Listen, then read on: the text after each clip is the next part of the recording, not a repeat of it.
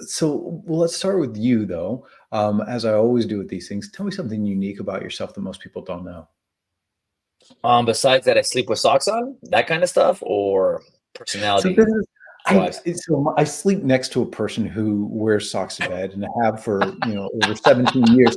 I've never once asked her why, but I've often wondered, why in the world would you sleep with socks on? Is your comforter not enough? Is there some sort of like Right? sense of security there that provides? Like if It's the boogeyman is man, coming and your foot it's a accidentally sense of slips outside of security. the bed, it's okay because there's a Yeah, sock on it?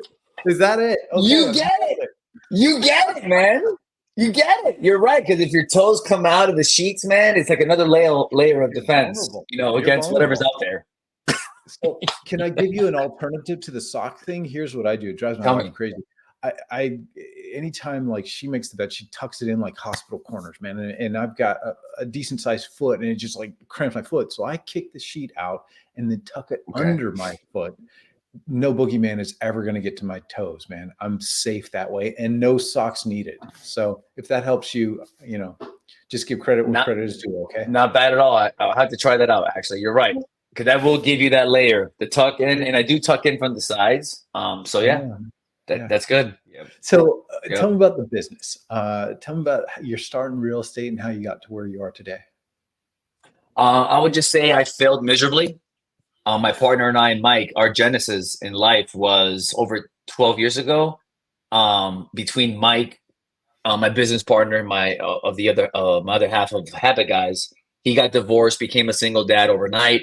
I got out of the professional motivational speaking companies profession. I used to work for Tony Robbins, Zig Ziglar, Robert Kiyosaki from Rich Dad Poor Dad.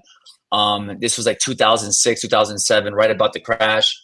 And then I lost my identity, right? I lost, like, that was who I was. I was that motivational speaker. I was running on all cylinders. Money defined me. And then when that market completely came down, I lost my identity, literally. And Mike lost his identity. And we met, we went to high school together. We were buddies. And then he ended up crashing on my couch. We were like, man, what's the meaning of life? How do you find happiness? Why did we fail like this emotionally and financially? Like, what happened? So we just started researching relationships, high performance, meaning. We just started finding the science behind things. Also, reading books, like we were talking about, Brian. Like we just consume books, self-help books, all these different things, and then we stumbled upon topics of habits, right? And we went to seminars and we came across amazing people that helped us build a business around serving people, right? But first, we had to serve ourselves. And so we rebuilt our lives ourselves first, right? With new habits, new identity, new ways of working from the inside out type of thing. And then as years went around, we went into the real estate market with that because we realized our mentor told us, who are you going to serve? We're like, everybody. And they're like, yeah, no, you need to pick a niche audience because if you are too general, you're not going to serve everybody. You got to pick a niche. And then Mike had the idea of let's go to real estate because they have a high failure rate. 90% of them quit the business. There's a Mhm. problem there. They have amazing tools to be successful, and yet they don't, they know what to do, but they just don't do it. So that was a beautiful opportunity for us over 10 years ago to bring habits into real estate. So that's pretty much like the genesis of who we are, where we started, and then what we're doing today. So when you think about bringing value to your sphere, what does that look like for you?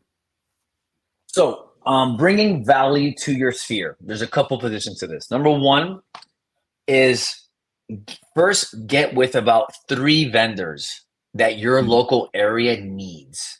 So I'm in Okay. Miami, Florida. It's hard to find good handymen that are reliable and trustworthy. A lot of them are awful. I don't think Landscapers. that's unique to Miami, by the way. Oh, okay, okay. Is it? Okay. All right.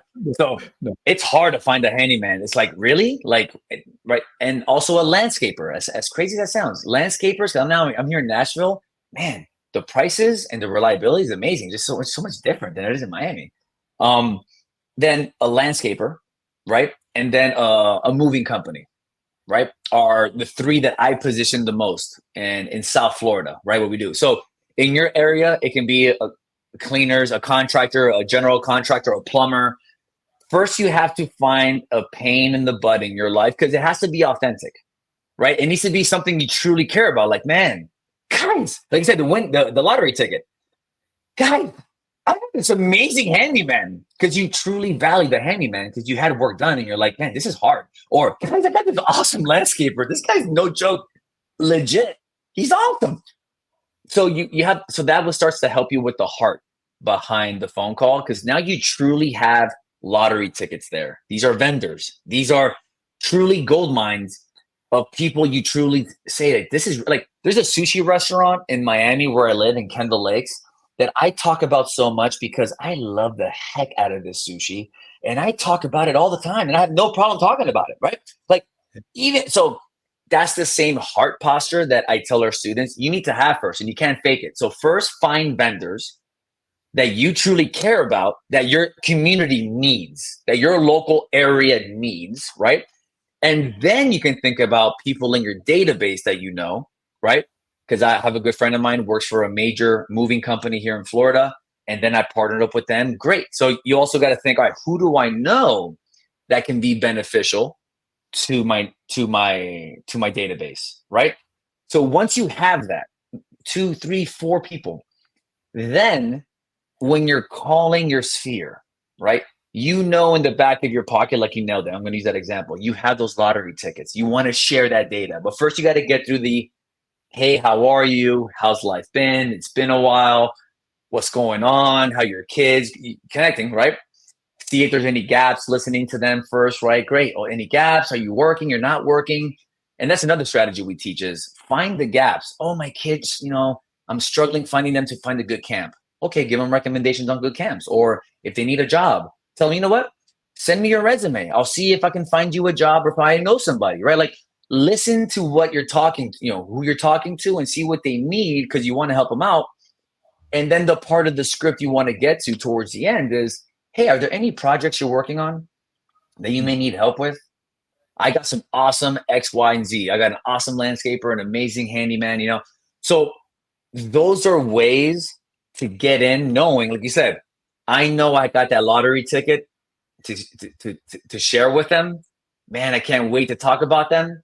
And you're excited to give them a call. And so the person on the phone feels the heart behind that is like, man, yes. And by the way, you will ask for business, right? And we can get into the specifics as to how we ask for the business, which is not a traditional way of doing it either, right? But of course, we're going to have the business conversation also, because one thing also is you don't want to be too friendly, right? You also want to have that business conversation because if you're just too friendly and so easy to talk to, oh my gosh, I'm on the phone with them for 20, 30 minutes. They love me, but then they end up sending business somewhere else. And Right? what I find is the longer that conversation goes, the harder it becomes for you to turn it into real estate. To transition. Yeah. To Yeah. transition into that. That does happen that way. Yep. Yeah. So that's why you have to have that balance between how you're navigating it, right? Which is what we teach with bases, first base, second base, third base, home. How are you navigating that and moving the conversation accordingly, right? Because at the end of the day, you are auditioning to be the realtor. Yes, you want to connect with them, be authentic, but in the same time, you want them to see you not just as, oh, Bryon, the guy I went to high school with. No, I'm Bryon, the guy you went to high school with, who's now a professional real estate agent that I need you to trust me with. And can I ask you, because I was talking with my friend Julie Nelson earlier, and she was sharing that, not every conversation she has leads into real estate, and that's okay too. When you're having these kinds of conversations, are you always bringing it around to real estate?